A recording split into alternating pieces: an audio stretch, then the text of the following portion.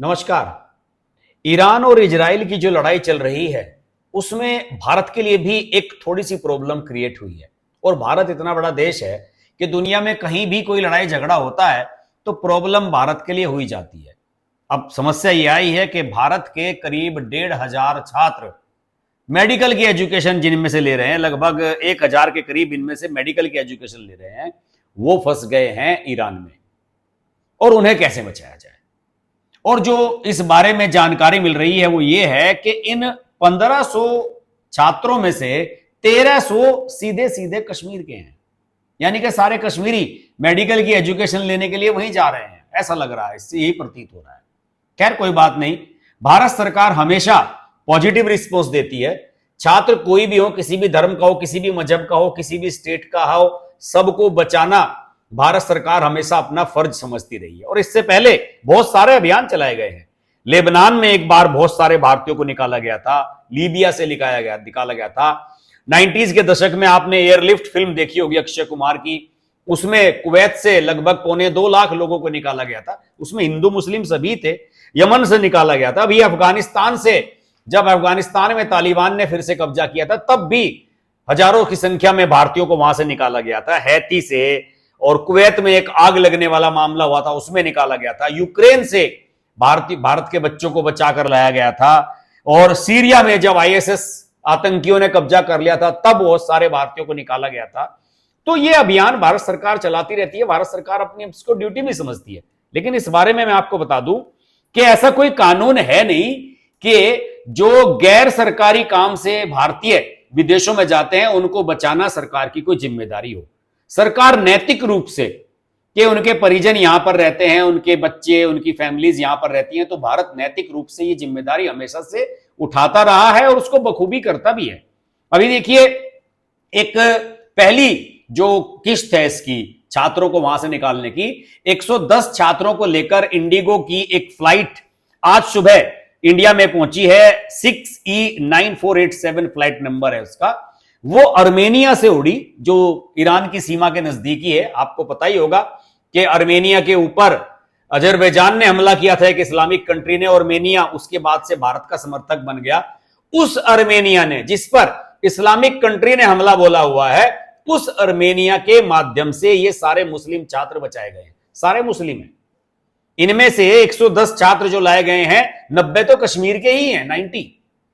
और इनको पहले बाई रोड तेहरान से और ईरान के जो दूसरे स्थान हैं जहां पर ये पढ़ रहे थे, वहां से इनको अर्मेनिया ले जाया गया। और फिर अर्मेनिया की राजधानी से इनकी फ्लाइट उड़ी कल शाम, और जो आज सुबह यहां पर फ्लाइट पहुंच गई है, उसके माध्यम से ये लोग यहां पहुंचे हैं। मैं इनके कुछ वीडियोस देख रहा था। वीडियोस देखने के बाद मेरा दिमाग इतना भन्नाया, हुआ ये कि इनको लाया गया फ्लाइट से दिल्ली, और यहां से जम्मू कश्मीर सरकार ने जैसे भी व्यवस्था की होगी, बसों के माध्यम से इनको दिल्ली से श्रीनगर ले जाया जा रहा है। कोई मुश्किल काम नहीं है, 12-14 घंटे का रास्ता है, आसानी से रुकते रुकाते पूरा हो जाएगा। लेकिन मैं इनमें से कुछ लोगों के बयान देख रहा था, और इन लोगों के जो बयान आ रहे हैं, खासतौर से जो छात्रों में जो लड़कियां हैं, उनके बयान में देख रहा था। बयान क्या आ रहे हैं कि बताइए साहब, हमको रोड के माध्यम से ले जाया जा रहा है, जबकि हमको यहां से श्रीनगर फ्लाइट से ले जाना चाहिए था। अरे भाई, तुम्हारी जान बच गई, तुम्हें जान बचा के यहां पर लाया जा रहा है, और ऊपर से ये कहते हैं कि इसे मैं एहसान फरामोशी ही मानूंगा। आपको लाने की जिम्मेदारी कोई भारत की बनती नहीं है, लेकिन उसके बावजूद भी आपको लाया जा रहा है। और उसके बाद इस तरह के बयान मैं आपको दिखाता हूं, जरा बयान सुनिए। एक ने तो यहां तक भी कह दिया कि अगर मेरा बेटा वहां मर जाता है, ईरान के लिए शहीद हो जाता है, कोई दिक्कत ही नहीं है। उस आतंकी देश के लिए शहीद होने के लिए तैयार है यहां के मुसलमान। मैं आपको कुछ वीडियो क्लिप्स सुनवाता हूं, तब आपको एहसास होगा कि मैं ये बात कह क्यों रहा हूं। देखिए, ये छात्र हैं जो आए हैं यहां पर।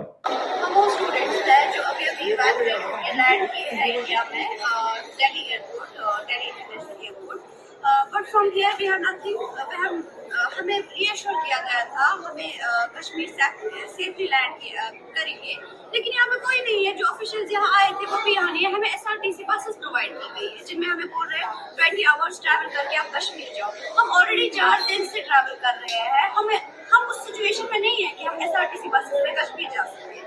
हमें रीअश्योर किया गया था, आपको सेफली पहुंचाया जाएगा आपके घरों तक। लेकिन यहाँ पे as you can see no one is here और हमें अबेंडन किया गया है। We are no one to call. And अभी प्राइसेस टिकट्स की भी बहुत है, अबाउट 20,000। सारे लोग उस चीज को अफोर्ड नहीं कर सकते। I personally I can't afford 20,000 ticket right now right here. So please we are requesting, हम बहुत थैंकफुल है गवर्नमेंट के, उन्होंने हमें यहाँ तक लैंड किया, लेकिन वी रिक्वेस्ट कर रहे हैं, हम रिक्वेस्ट कर रहे हैं अब अपनी गवर्नमेंट से हमारे लिए कुछ कीजिए। हम किसको यहाँ बोल रहे हैं? और इन्होंने रिएश्योर लिया था, अगर इन्हें पहले कहा होता कि नहीं। ये कह रहे हैं कि हमें सुरक्षित लाने के लिए अश्योर किया गया था। लड़के तो चुप बैठे हैं, लड़कियों की बात सुनिए। इन्होंने बुरके पहने हुए हैं, ईरान से ये इस्लाम की पढ़ाई भी शायद लेकर के आई हैं। ये कह रही है कि साहब हमारे लिए कोई व्यवस्था नहीं की गई है। इनसे जरा पूछिए कि व्यवस्था इनके लिए कौन करे। क्या इन्होंने नरेंद्र मोदी को वोट दिया है? क्या कश्मीरी नरेंद्र मोदी को या बीजेपी को वोट देते हैं? इनसे यह भी सवाल तो पूछा जाना चाहिए कि आपको बचा के यहां पर ले आए, ये थोड़ी बड़ी बात है। अब आप इंडिया में हो, सेफ हो, कभी भी जा सकते हो, अपने साधनों से भी जा सकते हो, टैक्सी करो चले जाओ।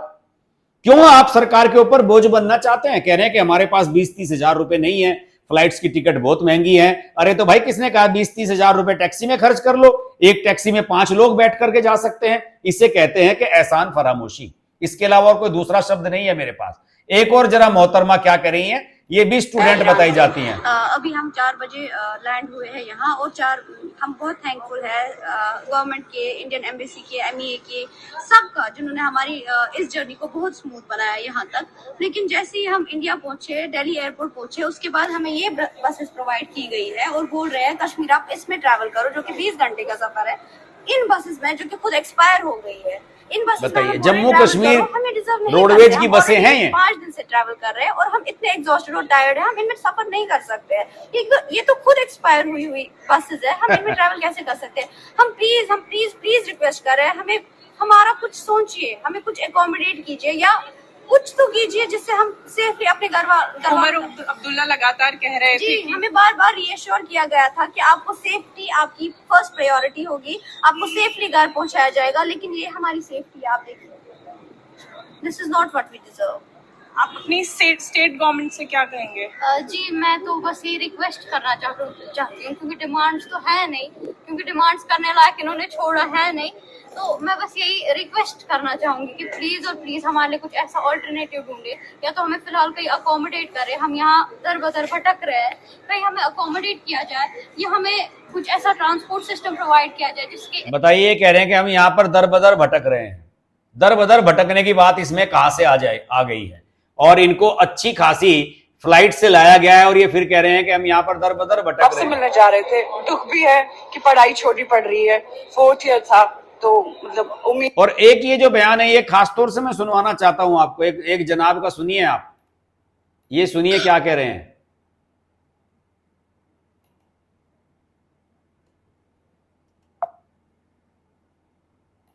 हम कुछ नहीं चाह रहे, हमारा बेटा सेफ है और सही सलामत है, चाहे वहां पर शहीद हो जाए, हमें कोई वो नहीं है। सरकार जो करेगी हिंदुस्तान की सही करेगी, हमारे हक में ऐसी कोई बात नहीं। माना ही जाता है एक माता और पिता के लिए जी।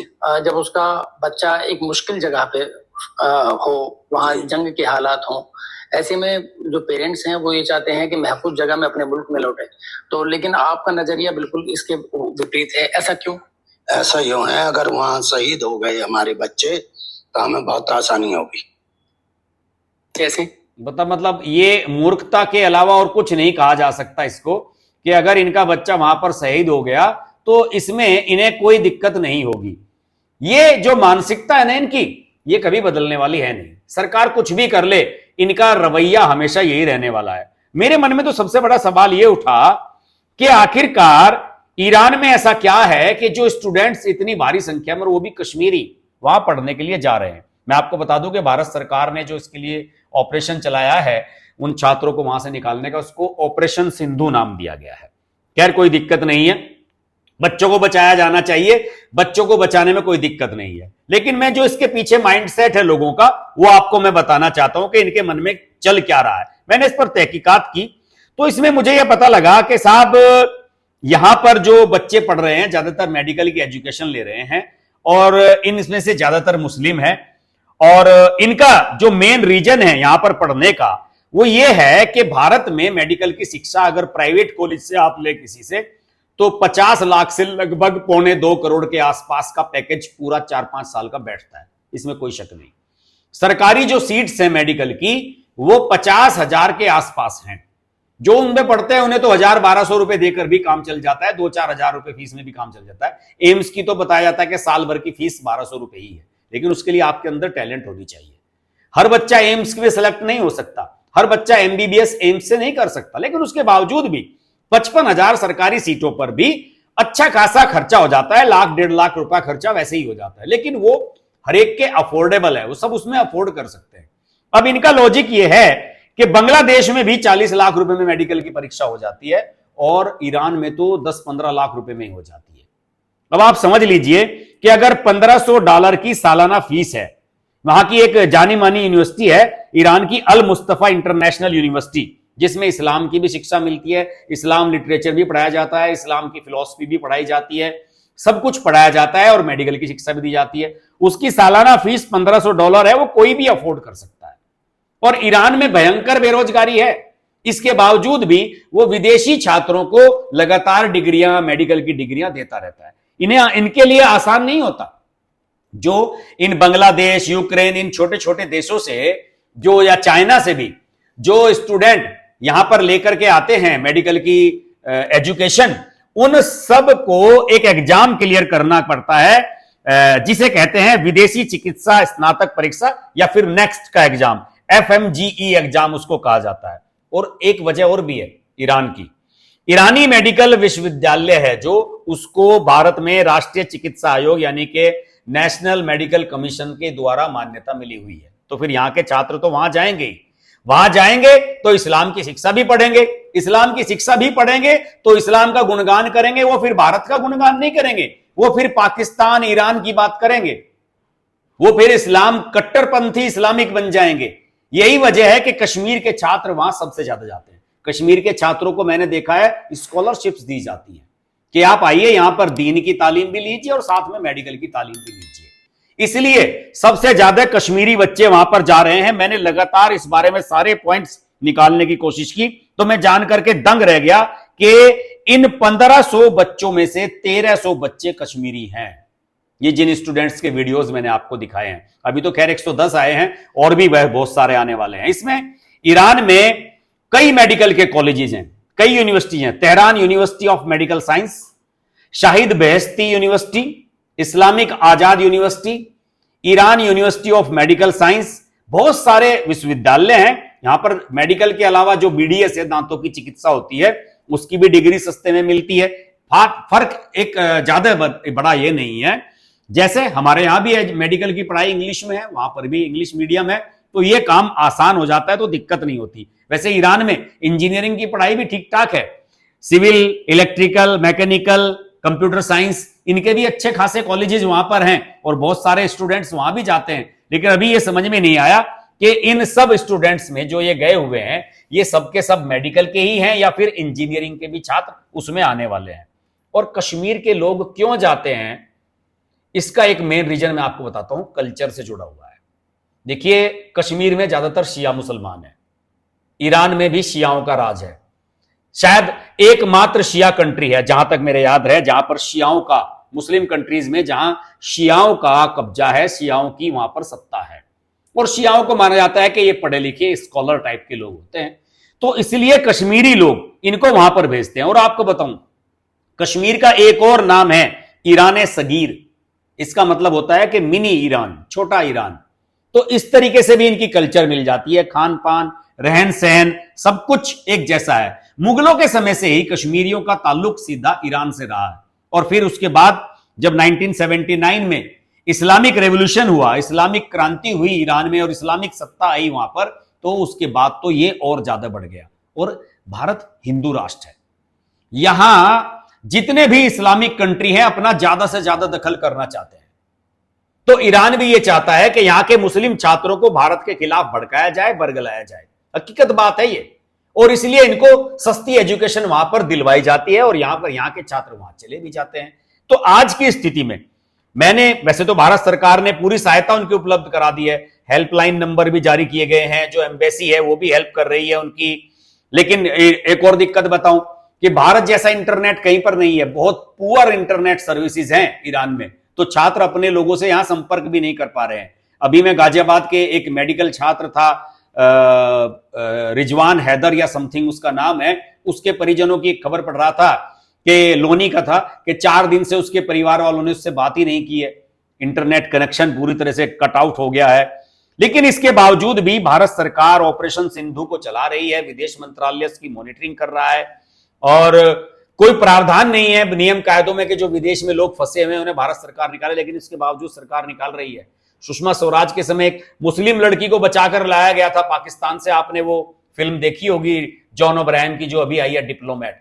भारत सरकार प्रयास करती रही है, पहले भी करती रही है और मोदी सरकार तो कुछ ज्यादा ही कर रही है, लेकिन इसके बावजूद भी ये ध्यान रखिए मोदी जी, ये मुसलमान आपको वोट नहीं देंगे, चाहे वो कश्मीर के हों चाहे देश के दूसरे हिस्सों के हों, आप कुछ भी कर लीजिए, इनको हमेशा आपसे शिकायतें ही रहने वाली हैं। आरफा खानम शेरवानी, तमाम पत्रकार सरकार की आलोचना ही करते रहेंगे, सरकार कुछ भी कर लेने के लिए जान दे दें आप, लेकिन आपको आलोचना ही मिलने वाली है, इसके अलावा आपको कुछ नहीं मिलने वाला है। अब देखते हैं इस पूरे घटनाक्रम में भारत कैसे अपने आप को दखल की पोजीशन में लेकर आता है। फिलहाल तो भारत के सामने पोजीशन यही है कि वो अपने छात्रों को वहां से बचाए और उनको निकाल कर लाए। और ये लोग, अगर इन छात्रों में से भी कोई मेरा ये वीडियो देख रहा है तो उसे कम से कम इतना तो आभास हो जाना चाहिए कि यार सरकार ने आपकी सहायता की, आपको वहां से बचा करके लाया गया है। कम से कम इस तरह की बातें तो मत कहिए कि हमें साहब दिल्ली से श्रीनगर तक फ्लाइट से नहीं, जम्मू कश्मीर रोडवेज की खटारा बसों से भेजा जा रहा है। ये अपने मुल्क की हैं, आपके राज्य की ही बसें हैं, जाइए इनमें बैठ करके और गनीमत मनाइए कि आपकी जान बच गई। आज के वीडियो में इतना ही। वीडियो अच्छा लगे तो लाइक कीजिए, शेयर कीजिए, चैनल को सब्सक्राइब कीजिए, नोटिफिकेशन का बेल आइकन प्रेस कीजिए और जुड़े रहिए हमारे साथ। नमस्कार।